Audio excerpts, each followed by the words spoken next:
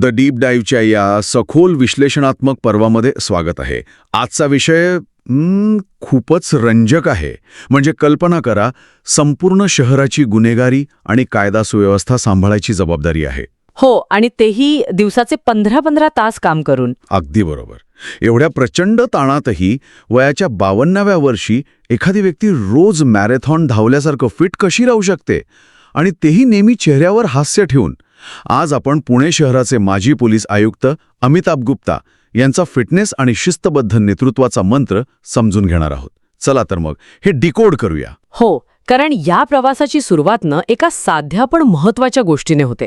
मला वाटतं संपूर्ण शहराचं व्यवस्थापन करण्यापूर्वी स्वतःच्या ताटाचं व्यवस्थापन कसं करायचं हे त्यांच्याकडून शिकण्यासारखं आहे. म्हणजे हे थोडक्यात पोटाला एखाद्या बँक खात्यासारखं समजण्यासारखं आहे. हो, अगदी तसंच. जिथे विड्रॉवल लिमिट एकदम कडक असते. म्हणजे कॅलरीजची मर्यादा एकदा संपली की संपली. पण मला सांगा, समोर इतके चविष्ट पदार्थ असताना मोहावर नियंत्रण कसं मिळवायचं? तिथेच तर खरा कंट्रोल आहे. त्यांची पद्धत अशी आहे की ताटात कितीही पदार्थ असले तरी ते स्टार्ट टू फिनिश जेवतात. म्हणजे काय नक्की? म्हणजे फक्त शरीराला जेवढी गरज आहे तेवढंच, आणि ठराविकच अन्न घ्यायचं. आणि आणखी एक महत्वाचा नियम म्हणजे रात्रीचं जेवण 8 ते 8:30च्या दरम्यान उरकून घेणे. बापरे, 8 वाजताच? हो, कारण 9 नंतर जेवणाची इच्छा उडते असं त्यांचं म्हणणं आहे. लवकर जेवल्यामुळे शरीराला अन्न पचवण्यासाठी भरपूर वेळ मिळतो. आणि झोपही चांगली लागते असेल ना? नक्कीच. अशा तणावाच्या नोकरीत उत्तम झोप हीच खरी ताकद असते.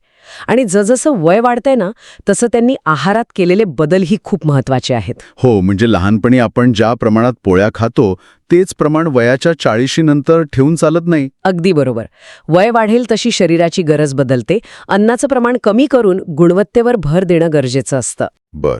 आणि त्यांचा 99% आहार हा शाकाहारी असतो. त्यांच्या कुटुंबाच्या आणि त्यांच्या आरोग्याकडे त्यांच्या पत्नीचं खूप बारकाईने लक्ष असतं. हे आहाराचं तर समजलं, पण माझा एक खरंच खूप मोठा प्रश्न आहे. दिवसाचे 15 तास काम करताना व्यायामासाठी रोज 1 तास काढणं म्हणजे हे कसं काय शक्य आहे? बहुतांश लोक तर कामाच्या थकव्याचं कारण देऊन व्यायाम टाळतात. हे बघा, इथेच तर खरी मेख आहे.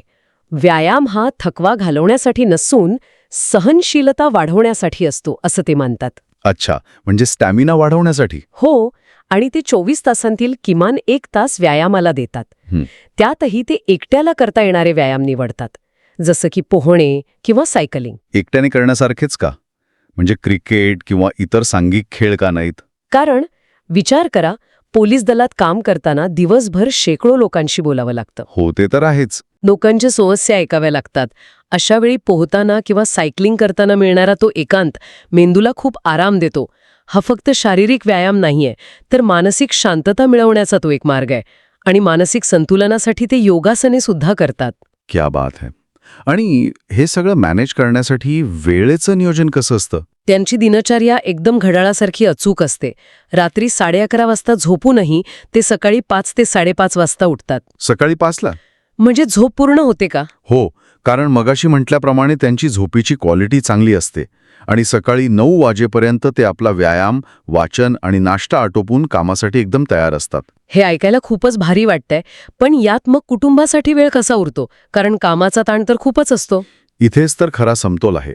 उत्तम आरोग्य असल्यावरच कामाच्या ठिकाणी तुमचा संयम टिकून राहतो. जेव्हा तुम्ही स्वतःच्या शरीराला वेळ देता ना, तेव्हा चिडचिड कमी होते. बरोबर. आणि मग तो कामाचा ताण घरी न आणता कुटुंबासोबत एकदम दर्जेदार वेळ घालवता येतो. म्हणजे स्वतःला वेळ देणं हा स्वार्थीपणा नाही, तर कुटुंबाला चांगला वेळ देता यावा यासाठी केलेली गुंतवणूक आहे. तर एकदम बरोबर.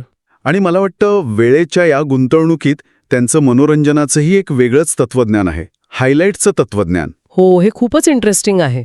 ते पूर्ण वेळ बसून क्रिकेट किंवा फुटबॉलची मॅच पाहत नाहीत. अच्छा, मग? ते फक्त त्या मॅचचे हायलाइट्स पाहतात. अरे वा, म्हणजे फक्त महत्वाचे क्षण. अगदी. आपला मेंदू मनोरंजनातून मिळणारा आनंद शोधत असतो. मग पूर्ण मॅच बघून 4-5 तास घालवण्यापेक्षा 10-15 मिनिटात तीच रंजकता मिळवायची ही त्यांची कला आहे. म्हणजे वेळेचा एकदम अचूक वापर करत जास्तीत जास्त समाधान मिळवायचं. हो, आणि यामुळे जो वेळ वाचतो तो ते आरोग्यासाठी किंवा इतर महत्वाच्या गोष्टींसाठी वापरू शकतात. खरंच कमाल आहे. म्हणजे गरजेपुरता आहार, वेळेचं एकदम कठोर नियोजन, रोज 1 तास व्यायाम आणि कुटुंबासोबतचा समतोल हेच या यशस्वी आयुष्याचं गमक आहे. नक्कीच. हे सगळं बॅलन्स करणं हीच यशाची गुरुकिल्ली आहे. मग यातून जाता जाता एक विचार नक्कीच डोक्यात येतो.